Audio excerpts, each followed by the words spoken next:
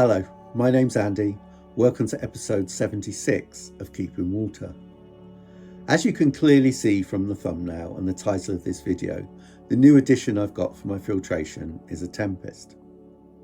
Now it's literally just been installed into the system in the last few hours, so it's far too early for me to give you my considered thoughts about its pros and cons. I will, hopefully next week, do an initial review which will focus on things like cost and ease of installation, but it will be a few weeks or maybe months before I get a really good idea about how it's working.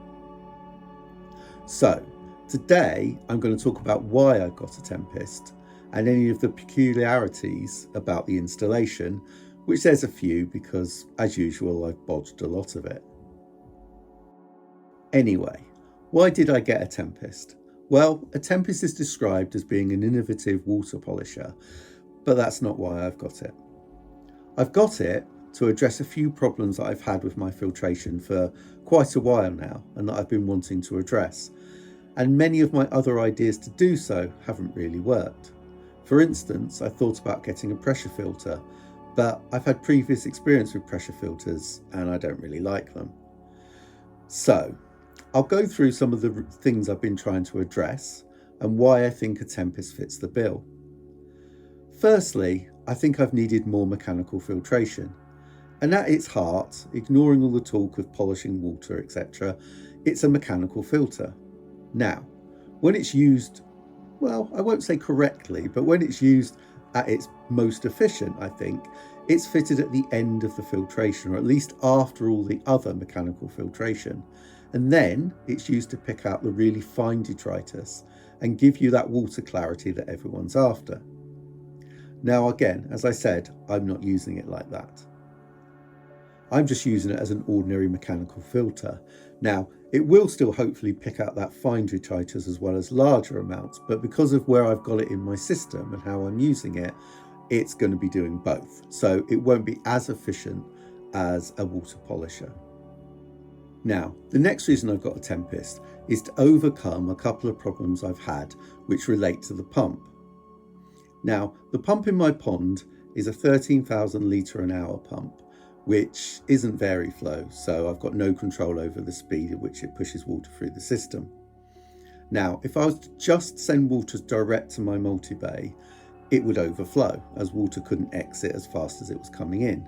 Now I could solve that by adding a larger outlet or a second outlet, but I didn't really want to, and the reason for that is actually I think it's quite important that water moves relatively slowly through your filters, what's called dwell time, as I think that allows both biological and even mechanical filtration to work at its best.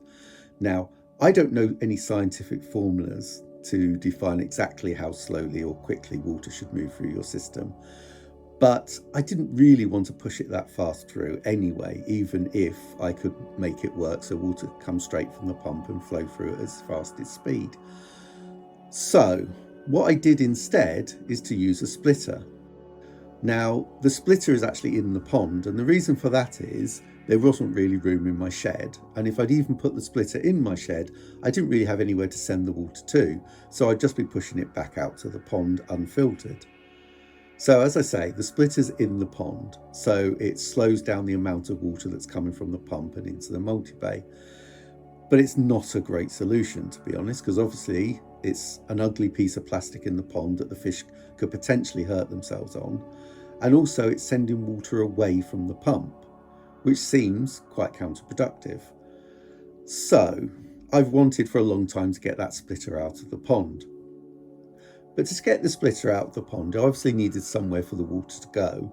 And to avoid additional problems with the water overflowing in whatever new system I had, I wanted a contained system like a pressure filter and, more importantly, like a Tempest. Now the other reason why I've got a Tempest is ease of cleaning.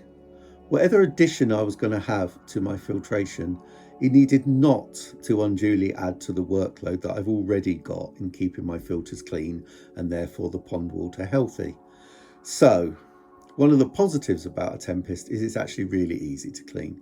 You just shut water off to the system, open up a valve, air agitates the media, water drains away, and it basically cleans itself. So that was a big positive for me. Now, another reason for getting a Tempest was space in my shed. Tempest takes up a relatively small footprint. The pipework's a different matter, but my shed is really small and there's a lot in there already. So the Tempest actually ticked that box as well. Now, the final reason was future-proofing. I have got a vague idea of installing a backy shower, for which I'd need some kind of pre-filter. So again, the Tempest could be used for that. Now, I'm not sure I'm going to have room in the future to have a backy shower, although it wouldn't be a particularly big one. But again, the Tempest is there and it can be used for that if needs be. Right, on to the installation. The first job of which was to increase the sump size. Now, you may know I've had a sump outside my filter shed to enable me to drain water from the moving bed when I'm cleaning it. And then I use my dirty water pump to pump it to the drain at the front of my house. Now, with the Tempest, you obviously clean them quite regularly and they're very easy to clean. So you could be cleaning them daily, especially during those months where the fish are eating more and producing more waste. However, the sump I had wasn't really big enough, because what I didn't want to be doing is getting out all the pipework I use to take water from my back garden to my front garden to where the drain is. So I needed to have a sump that I could drain the Tempest to each day when I clean it, without necessarily having to pump it out each day. Now, fortunately, I already had quite a large 250 litre water butt, so this seemed like an obvious choice really. So I took out the old bin I was using as a sump previously, spent quite a few painful hours digging out a hole big enough for the water butt, and swapped that over and installed it. And it works great. I have done a little test clean of the Tempest about half an hour after I installed it, just to see it was all working, and it filled up the water butt by about a tenth, I think. So yeah, that's looking pretty good. The next job, which unfortunately I didn't film, was to glue in all the various parts of the Tempest before I installed it the next day. Now, if you're used to doing any kind of gluing of pipework, this is really straightforward and everything worked perfectly. And without giving any spoilers away, there were no drips or leaks from that part of the system anyway, after I'd fully installed the filter. The next job was to fix the Tempest to the wall of my shed. Now, you're meant to use some wooden blocks or whatever you have to affix the clips to that hold the Tempest in place, so that there's room for the cylinder against the wall of whatever object you're connecting it to. That was a little tricky because the supports in the shed are quite narrow and the screws would have to be quite long to get through the blocks. So what I did is I sunk the screws into the blocks a little bit, and that enabled me to screw them into the supports with no problem. I then obviously attached the clips to those blocks and then the Tempest to the clips. Now, I didn't feel particularly confident in it then. It's quite heavy, especially when it's filled with water, and I felt 2 screws through 2 clips that are attached to some of the pipework coming from the Tempest didn't seem to be quite enough. So what I added firstly was these narrow straps, which individually can take a weight of about 90 kilograms. And I eventually attached 3 of them and attached them to the wall of the shed. And the thinking behind this was to stop the Tempest moving away from the wall and pulling out the screws. I also then bodged together something fairly awful, but it was designed to take the weight from the bottom of the Tempest and support its weight that way, again alleviating some of the strain on the screws. It may be overkill, I don't know, but I think it's probably worth it just for peace of mind as much as anything else. The fourth job was to install the outlet coming from the Tempest and into the pond. Now, one of the main goals of the second iteration of my pond was to have as little pipework as possible above ground and out in the elements. And most of the pipework to and from the pond run through the walled area, in between the mortar and bricks that form the walled area, and then into the shed. So I got in the pond, and I spent a long time trying to chip away an area of mortar to be able to fit the pipe through. I tried drilling, but what works best is getting quite a large bolt and a hammer and chiseling away at it. The definition of which means probably getting a chisel would be better, but I don't have one. Anyway, after quite a long time of hammering away at the mortar, it was obvious I wasn't going to fit a 2-inch piece of pipe through between the bricks. Now, the reason I was fitting a 2-inch pipe, because I only really need to fit a 1.5-inch pipe for a Tempest, is again that little bit of future-proofing in case I ever did install a backy shower. However, as I said, it was really looking like I wasn't going to get a 2-inch pipe in the gap. So I thought, well, I'll try and get a 1.5-inch pipe through. But again, there really wasn't space once I'd removed all the mortar. So I went to plan B, which was actually fitting the pipe above the bottom brick and underneath the top brick, which wasn't ideal because there's obviously going to be more exposed pipe.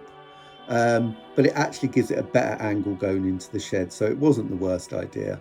And sometimes you have to make compromises. So eventually I've done that. Now, as you'll see in this video and in a later clip, I haven't covered it all up yet because I want to see how everything's working before I do that. I'm also going to get some cement and make some mortar and fix it all back in securely, although I don't think the brick's going to go anywhere as it is. Now, the final bit of the job was by far the worst bit, and that was sorting out the pipework.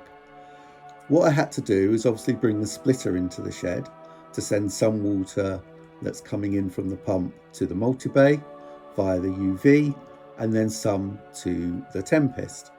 And there's really not a lot of room in my shed, and for that reason alone I didn't really film it, because it's a bit of a nightmare trying to set up an angle so you can see what I'm doing when I haven't really got room to do what I'm doing as it is. I also wanted to have the gate valve at the very start of the pipework as well, because when I'm cleaning the Tempest I need to shut off all the water. I can't just divert it all to the multi-bay because, as I said, it will overflow. And also, once I've got the settings of the taps on the splitter right, with the right amount of water going to each filter, I don't really want to have to keep readjusting them. So getting that all in position was a bit of a nightmare.